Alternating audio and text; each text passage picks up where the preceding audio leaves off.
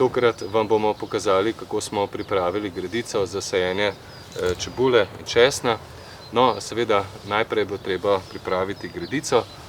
Gredico je seveda najlažje pripraviti v lahkih in peščenih tleh z vilami, ki imajo nastavljiv ročaj. Tako sem tudi jaz enostavno najlažje nastavil višino in se olajšal to prvo delo v vrtu. Vile pravzaprav zelo lahko prodirajo v samo zemljo oziroma tla, tudi med kamenje. Po drugi strani pa že z vilami, že v začetni fazi, enostavno odstranimo tudi plevele.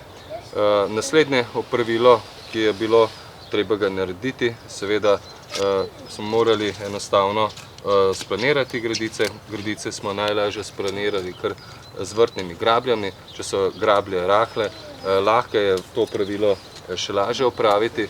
No, naj povem, da taka gredica, če samo pripravo gredice pripravimo 14 dni pred setvijo ali pa sajenjem, predvsem pred setvijo, si olajšamo tudi kasnejše odstranjevanje plevelov, kajti pleveli v 10-14 dneh poženejo zemlje.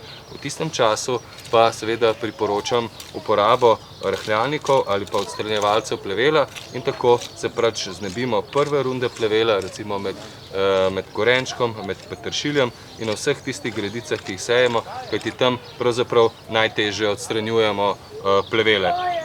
Kar se tiče naslednjih opravil, sam sem opazil, da je z lopatko seveda najlažje narediti sadilne jamice, kajti če sadimo sadilnih klinom, je spodaj zrak in enostavno se sadika najbolje ne ukorenini. No, sajenje čebule in česna opravimo na primerno razdaljo, več v tekstu in v samih tabelah. No, pri čebuli in česnu, če sadimo na primerno medvrstno razdaljo, vmesni prostor seveda lahko sadimo tudi solato, ki je dober sosed, poznamo tudi druge dobre sosede.